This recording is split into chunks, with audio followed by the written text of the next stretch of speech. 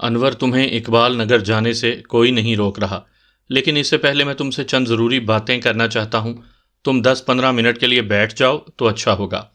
میرے لہجے میں شامل سنجیدگی کو دیکھتے ہوئے اس نے لمحے بھر کو کچھ سوچا، پھر جس میکانکی انداز میں وہ اٹھ کھڑا ہوا تھا ویسے ہی ایک جھٹکے سے بیٹھ بھی گیا۔ میں نے اس کی آنکھوں میں دیکھتے ہوئے سوال کیا، انور، میری تجربہ کار اور جہاں دیدہ آنکھیں کہتی ہیں کہ تمہاری بیوی کو کسی نے قتل کر کے نہر میں پھینک دیا تھا، ذرا سوچ کر بتاؤ تمہارا ایسا سنگ دل اور صفاک دشمن کون ہو سکتا ہے؟ وہ میرے سوال کا جواب دینے کے بجائے الٹا مجھ سے مستفسر ہوا، آپ کس بنا پر یہ دعویٰ کر سکتے ہیں کہ مسرتی کو قتل کیا گیا ہے؟ یہ بات آپ نے پہلے بھی کی ہے۔ میں نے کہا، میں نے مسرتی کی لاش کو پوسٹ مارٹم کے لیے ہسپتال بھجوانے سے پہلے اپنی تجربہ کار آنکھوں کے سامنے سے گزارا تھا۔ میں نے اس معائنے میں مسرتی کی گردن پر بڑے واضح انداز میں چند ایسے نشانات بنے دیکھے تھے جس سے ظاہر ہوتا ہے کہ اس کی موت گلا گھونٹنے سے واقع ہوئی ہے۔ تم دیکھ لینا، پوسٹ مارٹم کی رپورٹ میرے اس تجرباتی تجزیے کی تصدیق کر دے گی۔ وہ منہ سے کچھ نہ بولا، ٹھہری ہوئی نظر سے مجھے دیکھتا چلا گیا۔ میں نے یقین دہانی کروانے والے انداز میں کہا، اب تم میرے سوال کا جواب دو، یہ کارنامہ تمہارے کس دشمن کا ہو سکتا ہے؟ وہ الجھن زدہ انداز میں بولا، جناب، میرا ایسا تو کوئی دشمن نہیں ہے۔ بات ختم کرتے ہی وہ اس انداز میں ادھر ادھر نگاہ گھمانے لگا جیسے اسے جانے کی جلدی ہو۔ میں نے قدرے سخت لہجے میں کہا، انور، یہی سوال میں نے تمہارے سسر خوشی محمد سے بھی پوچھا تھا، اس کا جواب بھی تم سے ملتا جلتا ہے، لیکن یہ تو تم بھی مانو گے کہ کوئی خواہ مخواہ کسی کو قتل نہیں کر دیتا۔ تمہاری بیوی کو جس نے بھی موت سے ہمکنار کیا ہے وہ یا تو تمہارا دشمن ہے اور یا پھر خوشی محمد کا۔ تم اس بارے میں کیا کہتے ہو؟ میں نے بتایا ہے نا جی، وہ پریشان کن انداز میں بولا، میں اپنے ایسے کسی دشمن سے واقف نہیں ہوں جو اس حد تک جا سکتا ہو۔ اور جہاں تک چاچا خوشی محمد کا تعلق ہے، وہ تھوڑی دیر کے لیے خاموش ہوا، ایک اچٹتی سی نگاہ کمرے کے دروازے پر ڈالی، پھر بھرائی ہوئی آواز میں بولا، چاچا خوشی محمد بھی ایک سیدھا سادہ اور شریف آدمی ہے۔ میں نے آج تک اسے کسی دشمن سے لڑائی جھگڑا کرتے نہیں دیکھا۔ یہ سمجھ میں آنے والی بات نہیں کہ کوئی اس کا دشمن بھی ہو سکتا ہے۔ میں نے آہستگی سے کہا، انور، اسی نوعیت کے خیالات اور جذبات کا اظہار خوشی محمد نے تمہارے لیے کیا ہے۔ لگتا ہے تم داماد سسر میں بڑی محبت اور اہم آہنگی ہے۔ آپ کا اندازہ بالکل درست ہے تھانے دار صاحب، وہ ایک بوجھل سانس خارج کرتے ہوئے بولا، واقعی چاچا خوشی محمد میرا بڑا خیال رکھتا ہے۔ وہ میرا سگا چاچا تو نہیں، لیکن سگوں سے کہیں بڑھ کر ہے۔ میں اسے اپنا بزرگ مانتا ہوں اور اپنے باپ کی طرح اس کا احترام کرتا ہوں۔ پھر اس نے مناسب الفاظ میں مجھے بتایا کہ وہ والدین جیسی نعمت سے محروم رہا تھا۔ خوشی محمد نے اس کے لیے کبھی اپنی شفقت کم نہیں ہونے دی۔ بہت سے لوگوں نے اسے منع کیا تھا کہ مسرتی کی شادی مجھ سے نہ کرے، لیکن اس نے کسی کی نہیں مانی اور یہ شادی ہو گئی۔ اتنا اچھا سلوک تو اپنے سگے بھی نہیں کرتے۔ اس کی ایک بات نے مجھے چونکا دیا اور میں ذہن میں ابھرنے والے سوال کو اس کے سامنے لائے بنا نہ رہ سکا۔ میں نے اسے ٹٹولتی ہوئی نظر سے دیکھتے ہوئے پوچھا، یہ تم نے کیا بتایا ہے کہ بہت سے لوگوں نے اس شادی کی مخالفت بھی کی تھی؟ اس بات میں کسی شک و شبے کی گنجائش تلاش کرنا ممکن نہیں تھا کہ مسرتی کو قتل کیا گیا تھا۔ اب یہ بھی طے تھا کہ ایسا کام یا تو انور کا کوئی دشمن کر سکتا تھا، یا مسرتی کا، اور یا پھر ان دونوں کی شادی کا کوئی دشمن۔ ابھی ابھی انور نے کچھ اس انداز میں بات کی تھی کہ میرا چونک جانا لازم ہو گیا تھا۔ اس نے میرے سوال کا جواب دیتے ہوئے بتایا، وہ تھانے دار صاحب، بات دراصل یہ ہے کہ میں کنوارا نہیں تھا۔ چند سال قبل میری شادی ہوئی تھی جو کسی وجہ سے ناکام ہو گئی۔ اسی بات کو بنیاد بنا کر لوگ خوشی محمد کو مشورے دے رہے تھے کہ مسرتی کو ایک سے ایک اچھا رشتہ مل جائے گا، وہ مجھ سے کیوں اس کی شادی کر رہا ہے؟ میں نے اسی مخالفت کی بات کی ہے، آپ اسے دشمنی وغیرہ نہ سمجھیں۔ وہ لمحے بھر کو رکا اور ایک گہری سانس کھینچ کر اپنے پھیپھڑوں کو بھرا اور دھیرے دھیرے سانس خارج کرتے ہوئے بولا، تھانے دار صاحب، ویسے اس بات میں کوئی شک نہیں کہ مسرتی کو ایک سے بڑھ کر ایک رشتہ مل سکتا تھا۔ یہ تو چاچا خوشی محمد کی محبت اور مہربانی ہے کہ اس نے میرے حق میں فیصلہ کیا، لیکن اس کی آواز بوجھل ہونے لگی۔ شکستہ لہجے میں بات مکمل کرتے ہوئے بولا، لیکن میں ہی بدقسمت ہوں کہ مسرتی کا پائیدار ثابت نہیں ہوا۔ وہ مجھے چھوڑ کر چلی گئی۔ وہ دونوں ہاتھوں کی مٹھیوں کو بڑے اضطراری انداز میں کھول اور بند کرنے لگا۔ مجھے یوں محسوس ہوا جیسے دوبارہ اس پر وہی جنونی کیفیت طاری ہونے والی ہے۔ ذہن میں ایک خیال تو یہ آیا کہ میں سوالات کے سلسلے کو موقوف کر کے اسے جانے دوں، لیکن پھر ایک دوسرے پیشہ وارانہ خیال نے پہلے خیال کا سر کچل دیا۔ ابھی انور سے بہت کچھ پوچھنا باقی تھا۔ مجھے یوں محسوس ہو رہا تھا جیسے میں قاتل تک رہنمائی کرنے والے راستے پر قدم رکھنے ہی والا ہوں۔ یہاں سے واپس پلٹنا درست نہیں تھا۔ میں نے چند لمحات تک بڑی گہری نظر سے انور کے چہرے پر نمودار ہونے والے تاثرات کا جائزہ لیا۔ جب مجھے ایسا لگا کہ وہ جنونی کیفیت کی جانب بڑھنے کے بجائے نارمل ہو رہا ہے تو میں نے ملائم لہجے میں اس سے پوچھا، انور، تمہاری باتوں سے میں نے اندازہ لگایا ہے کہ شادی سے پہلے بھی تمہارا خوشی محمد کے گھر آنا جانا تھا۔ تم لوگوں کے بڑے گہرے تعلقات تھے۔ وہ تمہارے بارے میں اور تم ان کے بارے میں چھوٹی سے چھوٹی بات سے بھی واقف تھے۔ تمہاری ہی زبانی مجھے پتا چلا ہے کہ مسرتی کے لیے ایک سے ایک اچھا رشتہ موجود تھا۔ وہ پوری توجہ سے میری بات سن رہا تھا۔ میں نے محسوس کیا کہ وہ اب بالکل نارمل ہو چکا تھا، لہٰذا بات کو آگے بڑھاتے ہوئے میں نے پوچھا، انور، ذرا سوچ کر بتاؤ، مسرتی کے لیے کسی اور کا رشتہ بھی آیا تھا جو خوشی محمد نے منظور نہ کیا ہو؟ اس سلسلے میں مجھے زیادہ تو پتہ نہیں، وہ سوچنے والے انداز میں بولا، لیکن سنا ہے مشتاق مسرتی سے شادی کرنے کا خواہش مند تھا۔ اس نے باقاعدہ رشتہ بھی بھیجا یا نہیں، اس بارے میں کچھ نہیں جانتا۔ میرے تجسس کو قدر ہوا ملی۔ میں نے پوچھا، یہ مشتاق کون ہے؟ دراصل مجھے کسی بھی ایسے شخص کی تلاش تھی جس کی مسرتی یا انور سے کوئی عداوت ثابت ہوتی ہو۔ اس نقطے تک پہنچے بغیر میں مسرتی کے قاتل کا سراغ نہیں لگا سکتا تھا، اور جب تک قاتل ہتھے نہ چڑھ جاتا یہ کیس حل نہیں ہو سکتا تھا۔ انور نے میرے سوال کا جواب دیتے ہوئے کہا، مشتاق ادھر اقبال نگر ہی کا رہنے والا ہے، سنا ہے اس کا باپ طفیل احمد زمیندارہ کرتا ہے۔ یہ لوگ خاصے آسودہ حال اور کھاتے پیتے ہیں۔ مجھے حیرت ہوئی کیونکہ میں خوشی محمد اور اس کے گھر کی حالت خود اپنی آنکھوں سے دیکھ چکا تھا۔ اس نے اگر ایک خوشحال زمیندار کے بیٹے کا رشتہ منظور نہیں کیا تھا تو اس کے پیچھے کوئی نہ کوئی بات ہوگی۔ میں نے انور سے پوچھ لیا، کیا طفیل احمد کے بیٹے میں کوئی عیب تھا جو خوشی محمد نے رشتے سے صاف انکار کر دیا؟ میرا مطلب ہے، کیا مشتاق لولا، لنگڑا یا گونگا بہرا تھا؟ اس میں کوئی جسمانی عیب تو نہیں تھا جناب، انور نے ہچکچاہٹ آمیز لہجے میں بتایا، لیکن سننے میں آیا ہے کہ اس کا کردار تسلی بخش نہیں تھا۔ وہ ایک بگڑا ہوا اور آوارہ آدمی ہے۔ اس کی حرکتوں کو دیکھتے ہوئے ہی خوشی محمد نے اس رشتے سے انکار کر دیا تھا۔ میں نے سوچ میں ڈوبے ہوئے لہجے میں کہا، اگر مشتاق کے ایسے کرتوت ہیں تو خوشی محمد نے اسے اپنا داماد نہ بنانے کا فیصلہ کر کے بڑی عقل مندی کا ثبوت دیا تھا۔ انور نے میری بات سنی اور ایک مرتبہ پھر اس انداز میں دروازے کی طرف دیکھنے لگا جیسے اسے جانے کی بہت جلدی ہو۔ میں نے اپنے ذہن میں مشتاق کے نام پر ایک سرخ دائرہ لگایا اور انور سے سوال کیا، مجھے تمہارے چاچا سسر نے بتایا ہے کہ کل صبح تم اپنی بیوی کو گھر میں اکیلا چھوڑ کر چک 34 چلے گئے تھے اور شام کو جب واپس آئے تو مسرتی گھر میں موجود نہیں تھی۔ اس کے بعد ہی تم اسے ادھر ادھر تلاش کرنے نکلے۔ کیا تمہارے گھر میں اور کوئی نہیں رہتا؟ نہیں جناب، اس نے نفی میں گردن ہلائی اور بولا، والدین کے انتقال کے بارے میں آپ کو بتا چکا ہوں۔ پہلے تو میں بالکل ہی اکیلا تھا، شادی کے بعد مسرتی میری زندگی میں آ گئی۔ ہم دونوں کے سوا اس گھر میں اور کوئی نہیں رہتا تھا، اور اب پھر مجھے تنہا ہی رہنا ہوگا۔ آخری جملہ اس نے گلوگیر آواز میں ادا کیا تھا۔ میں نے پوچھا، انور، آج 7 تاریخ ہے، پچھلے دن 6 مئی تھی، تم کل کتنے بجے گھر سے نکلے تھے؟ میں کل ناشتہ وغیرہ کر کے ہی گھر سے روانہ ہوا تھا، اس نے بتایا، اور مسرتی سے کہا تھا شام سے پہلے ہی واپس آ جاؤں گا۔ اس نے کہا مجھے بھی ساتھ لے چلو۔ میں نے کہا یہ مناسب نہیں، میں وہاں اپنے ایک دوست سے ملنے جا رہا ہوں۔ اگر اکیلے گھر میں تمہیں ڈر محسوس ہو رہا ہو تو تمہیں اقبال نگر چھوڑتا ہوا جاتا ہوں۔ وہ بولی، ڈر والی تو کوئی بات نہیں، میں ابھی 4 دن پہلے ہی تو اقبال نگر سے واپس آئی ہوں۔ اتنی جلدی میکے جانا اچھا نہیں لگتا، تم بے فکر ہو کر جاؤ، میں رہ لوں گی۔ اور میں بے فکر ہو کر چلا گیا تھا۔ جملہ نامکمل چھوڑ کر وہ گمبھیر انداز میں خاموش ہو گیا۔ اس کے چہرے سے افسردگی ٹپکتی تھی۔ میں نے استفسار کیا، تم کون سے چک 34 گئے تھے؟ میری معلومات کے مطابق اس ضلع میں 2 چک 34 تھے۔ انور نے میرے سوال کے جواب میں بتایا، میں چک 34 شمالی گیا تھا۔ تم وہاں اپنے کس دوست سے ملنے گئے تھے؟ میرے دوست کا نام چودھری صغیر گھمن ہے۔ کیا یہ صغیر گھمن اس بات کی گواہی دے گا کہ تم 6 مئی کو اس سے ملنے چک 34 شمالی گئے تھے، جو موزہ ٹانڈا سے 10 میل کے فاصلے پر شمال میں واقع ہے؟ کیوں نہیں دے گا گواہی جناب، وہ متعاملانہ انداز میں بولا۔ صغیر گھمن میرا دوست ہے اور میں واقعی اس سے ملنے گیا تھا۔ پھر ایک لمحے کے توقف سے اس نے مجھ سے پوچھ لیا، آپ مجھ سے اس قسم کی بے اعتباری والی سوال کیوں پوچھ رہے ہیں جناب؟ بات اعتبار اور بے اعتباری کی نہیں ہے انور، میں نے ٹھہرے ہوئے لہجے میں کہا۔ شاید تمہیں معلوم نہیں، پولیس کی تفتیشی گاڑی شک کے پیٹرول سے چلتی ہے۔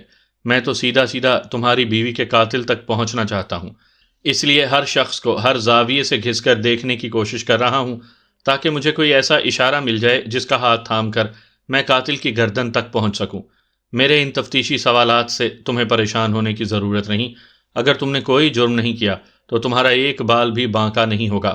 میں نے سانس لینے کے لیے لمحے بھر کو توقف کیا، پھر اضافہ کرتے ہوئے کہا، تم دیکھ لینا، میں مشتاق اور صغیر گھمن سے بھی اسی قسم کے سوالات کروں گا، اور ہر اس شخص سے بھی جو میری تفتیش کے راستے میں آئے گا۔ وہ یقین اور بے یقینی کی ملی جلی کیفیت میں مبتلا مجھے دیکھتا چلا گیا۔ میں نے اسے پوچھا، تم نے چک 34 تک جانے کے لیے سواری کون سی استعمال کی تھی؟ میں اپنے مشکی گھوڑے پر بیٹھ کر وہاں گیا تھا۔ مزید چند سوالات کے بعد میں نے انور کی جان چھوڑ دی۔ اس نے ایک اطمینان بھری سانس خارج کرتے ہوئے اجازت طلب لہجے میں مجھ سے پوچھا، اب تو میں جا سکتا ہوں نا؟ میں نے کہا، ٹھیک ہے، تم چلے جاؤ، مگر اقبال نگر میں موجود رہنا۔ جیسے ہی تھانے سے کوئی پیغام پہنچے اپنے ساس سسر کے ساتھ تم بھی یہاں آ جانا۔ پیغام؟ اس نے متذبذب نظر سے مجھے دیکھا۔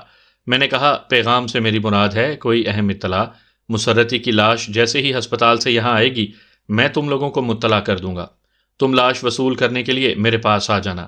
بات سمجھ میں بیٹھ جانے کے بعد وہ اسبات میں سر ہلاتے ہوئے بڑی شدت سے میرا شکریہ ادا کرنے لگا، پھر مجھے سلام کر کے رخصت ہو گیا۔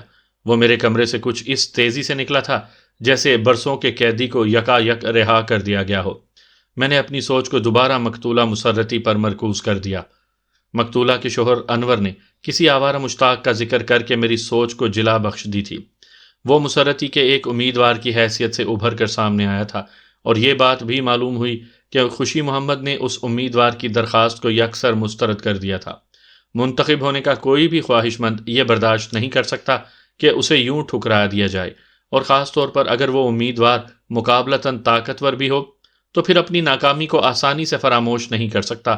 مشتاق تو نہ صرف یہ کہ ایک طاقتور اور صاحب حیثیت شخص کا بیٹا تھا، بلکہ وہ خاصا بگڑا ہوا بھی تھا۔ یہ کریلا اور وہ بھی نیم چڑھا والی صورتحال تھی۔ میں نے اسی وقت فیصلہ کر لیا کہ اس مشتاق کو تھانے بلا کر اس سے کڑی پوچھ گچھ کروں گا۔ میرے ذہن میں اس وقت ایک اور نام بھی چمک رہا تھا، اور وہ نام تھا کرم دین جٹ کی بیٹی نازو کا۔ نازو مقتولہ مسرتی کی سب سے زیادہ گہری سہیلی تھی۔ مشتاق کے بارے میں اس سے بھی بڑی مفید معلومات حاصل ہو سکتی تھی۔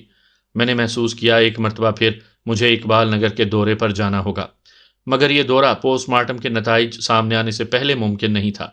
بہت سی باتیں اچانک مل کر ایک ساتھ چلنے لگی تھی، جن میں سے بعض تو روز روشن کی طرح عیاں تھی اور بعض وضاحت طلب۔ اس روز بعض ناگزیر وجوہ کی بنا پر مسرتی کی لاش ہسپتال نہ آ سکی، لہٰذا یہ معاملہ آئندہ روز پر ٹل گیا۔ میں اس کیس کو ذہن میں رکھتے ہوئے معمول کی کارروائی کرنے میں مصروف ہو گیا۔ سامعین اکرام، آپ سن رہے ہیں ملک صفدر حیات خان کی تفتیشی داستانوں کے سلسلے میں ایک دلچسپ اردو داستان جس کا نام ہے آفت زادی۔ یہ اس سلسلے کی قسط نمبر 5 ہے۔ مجھے امید ہے آپ کو میری یہ کاوش پسند آ رہی ہوگی۔ آپ نے اگر ابھی تک میرا چینل کہانی گھر سبسکرائب نہیں کیا تو ابھی میرے چینل کو سبسکرائب کر کے بیل نوٹیفیکیشن آن کر لیجئے تاکہ آنے والی ہر نئی کہانی کی اطلاع بر وقت آپ تک پہنچ سکے۔ پوسٹ مارٹم کی رپورٹ گویا ایٹم بم کا دھماکہ تھا۔ 8 مئی کی صبح میں اپنے کمرے میں جا کر بیٹھا ہی تھا کہ ہسپتال سے مسرتی کی پوسٹ مارٹم شدہ لاش آ گئی۔ میں نے ایک کانسٹیبل کو فوراً اقبال نگر روانہ کر دیا تاکہ وہ مقتولہ کے والدین اور شوہر کو لاش کی آمد کے اطلاع دے دے۔ اس کے بعد میں رپورٹ کا مطالعہ کرنے لگا۔ میں سطر سطر جیسے آگے بڑھ رہا تھا، میرے ذہن میں گویا پھلجھڑیاں سی چھوٹنے لگیں، تاہم ان پھلجھڑیوں میں بارودی دھماکوں جیسی وحشت ناک گونج شامل تھی۔ اس سنسنی خیز رپورٹ کے مطابق مقتولہ دوشیزہ مسرت جبیں عرف مسرتی کی موت 5 مئی کی رات کے ابتدائی حصے میں واقع ہوئی تھی۔ موت کے وقت کا تعین رات 9 اور 10 بجے کے درمیان کیا گیا تھا۔ اس رپورٹ میں بڑے واضح الفاظ میں درج تھا کہ مقتولہ کو نیند کی حالت میں موت کے گھاٹ اتارا گیا تھا۔ موت کے سبب کے سلسلے میں بیان کیا گیا تھا کہ مقتولہ کا گلا گھونٹ کر اسے زندگی کی قید سے آزاد کیا گیا تھا۔ یہاں تک تو سب ٹھیک تھا۔ پوسٹ مارٹم کی یہ رپورٹ میرے اندازوں کی ترجمانی کر رہی تھی، لیکن اس کے بعد جو قیامت خیز انکشاف کیا گیا تھا اس نے مجھے ہلا کر رکھ دیا تھا۔ اس رپورٹ کے مطابق مقتولہ مسرتی 3 ماہ کی حاملہ تھی۔ میں نے اس سطر کو کوئی 10 بار پڑھا۔ لیکن اس کے معنی اور مفہوم میں کوئی فرق واضح نہ ہوا۔ یہ بھی نہیں سوچا جا سکتا تھا کہ ہندسے کو تحریر کرتے ہوئے کوئی سہو ہو گیا ہو۔ جہاں 3 کا ہندسہ درج تھا، وہیں بریکٹ میں باقاعدہ 3 کی سپیسنگ بھی موجود تھی، جس کا واضح مطلب یہی تھا کہ رپورٹ تیار کرنے والے سے کہیں کوئی غلطی نہیں ہوئی تھی۔ مقتولہ واقعی 3 ماہ کی حاملہ تھی۔ میرا ذہن اس ہولناک انکشاف پر گھوم کر رہ گیا تھا۔ مصدقہ معلومات اور اطلاعات کے مطابق مقتولہ کی شادی 2 سوا 2 ماہ پہلے ہوئی تھی۔ پھر یہ کیوں کر ممکن تھا؟ یہ کیوں کر ایک ایسا خطرناک سوال تھا جو سوچ کو زہر آلود کرتا تھا۔ اپنے ساتھ ساتھ یہ خیالات کی ان تاریک گلیوں میں دوڑاتا تھا جہاں قدم قدم پر شرم سے نگاہ جھک جاتی ہو۔ انسان آگے بڑھنے کے بجائے سچے دل سے یہ دعا مانگنے لگے کہ زمین شق ہو جائے اور وہ زمین میں اوڑھ کر اپنا چہرہ لوگوں کی گھورتی چھید ڈالتی نگاہوں سے چھپا لے۔ یہ ایک ایسا مقام ہوتا ہے جب انسان زندہ رہنے پر موت کو ترجیح دینے پر مجبور ہو جاتا ہے۔ میرے ذہن نے فوراً ایک فیصلہ کر لیا۔ پوسٹ مارٹم کی رپورٹ میں کوئی غلطی نہیں تھی، بلکہ غلطی تو مسرتی سے ہوئی تھی۔ اس فیصلے پر پہنچتے ہی میرے ذہن میں مقتولہ کے شوہر انور کا نام گھومنے لگا۔ اس نے مجھے جو انٹرویو دیا تھا وہ پوسٹ مارٹم کی رپورٹ سے لگا نہیں کھاتا تھا۔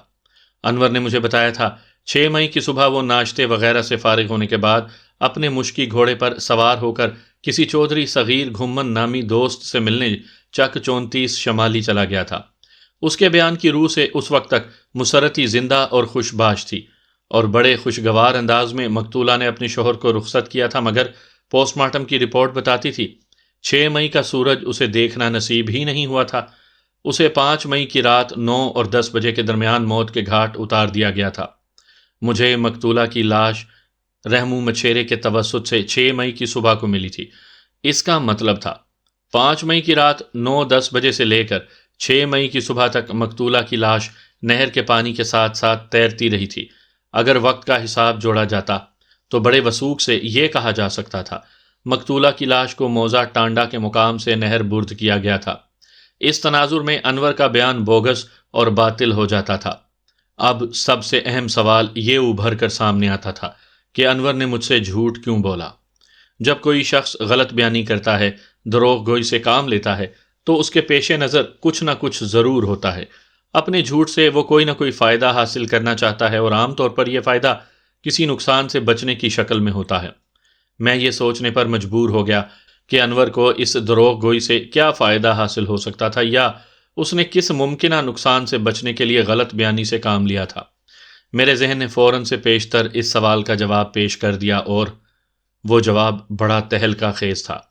میرے اندازے کے مطابق انور کسی ایسے جرم میں ملوث تھا جس کا مقتولہ مسرتی سے گہرا تعلق تھا۔ یہ سوچتے ہوئے میرے ذہن میں سرکاری ہسپتال کا منظر گھوم گیا جب انور مسرتی کی دائمی جدائی میں ہسپتال کی سنگلاخ دیواروں سے سر ٹکرا رہا تھا۔ میں تازہ ترین صورتحال کی روشنی میں یہ سوچنے پر مجبور ہو گیا کہ انور نے ہسپتال میں اور بعد ازاں تھانے میں میرے سامنے بڑی بھرپور اداکاری کا مظاہرہ کیا تھا۔ خوشی محمد اقبال نگر سے اپنی بیٹی کی لاش وصول کرنے آیا تو اس کے ساتھ گاؤں کے 2-3 اور افراد بھی شامل تھے، لیکن میری متلاشی نگاہ جس چہرے کو ڈھونڈ رہی تھی وہ مجھے کہیں دکھائی نہ دیا۔ میں نے اضطراری لہجے میں خوشی محمد سے پوچھ لیا، خوشی محمد، تمہارا داماد نظر نہیں آ رہا؟ وہ جی آج صبح ٹانڈا گیا ہے، خوشی محمد نے جواب دیا۔ وہ ٹانڈا کیوں چلا گیا؟ میں نے چونک کر اس کی طرف دیکھا۔ میں نے اسے تاکید بھی کی تھی کہ وہ اقبال نگر کو چھوڑ کر کہیں نہیں جائے اور اپنی بیوی کی لاش وصول کرنے کے لیے تمہارے ساتھ تھانے آئے۔ خوشی محمد نے تھکے ہوئے لہجے میں جواب دیا، وہ بات یہ ہے جناب کہ ہم توقع کر رہے تھے کہ کل ہمیں لاش مل جائے گی۔ میں نے تو کل یہاں سے جاتے ہی قبرستان میں مسرتی کے لیے ایک قبر۔ اسے بولنے میں دشواری محسوس ہونے لگی تو جملہ ادھورا چھوڑ کر خاموش ہو گیا، پھر بڑی زخمی نظر سے میری طرف دیکھنے لگا۔ میں اس کی مجبوری اور معذوری کو بڑی اچھی طرح سمجھ رہا تھا۔ وہ ایک باپ تھا، اولاد کے لیے اس کے سینے میں ایک حساس دل دھڑک رہا تھا۔ اپنی بیٹی مسرتی کی موت اور تدفین کے ذکر نے گویا اس کا گلا گھونٹ دیا تھا، الفاظ نے اس کا ساتھ چھوڑ دیا تھا، اور وہ بے بسی کے عالم میں مجھے دیکھتا چلا جا رہا تھا۔ وہ اس کے سوا اور کر بھی کیا سکتا تھا؟ میں نے اس سے کوئی سوال نہ کیا، خاموشی سے اس کا جائزہ لیتا رہا اور اس انتظار میں رہا کہ وہ جذبات کے ریلے سے نکل کر ذرا خود پر قابو پا لے۔ مجھے زیادہ دیر تک انتظار نہیں کرنا پڑا۔ چند لمحات کی خاموشی کے بعد وہ اپنی بات کو مکمل کرتے ہوئے بولا، جب کل رات تک بھی آپ کی طرف سے کوئی اطلاع نہیں آئی تو انور کہنے لگا کہ وہ صبح ہی صبح ٹانڈا چلا جائے گا تاکہ وہاں کے لوگوں کو بھی اس اندوناک واقعے کی خبر کی جا سکے۔ اس نے وعدہ کیا تھا کہ وہ آج دوپہر تک واپس آ جائے گا۔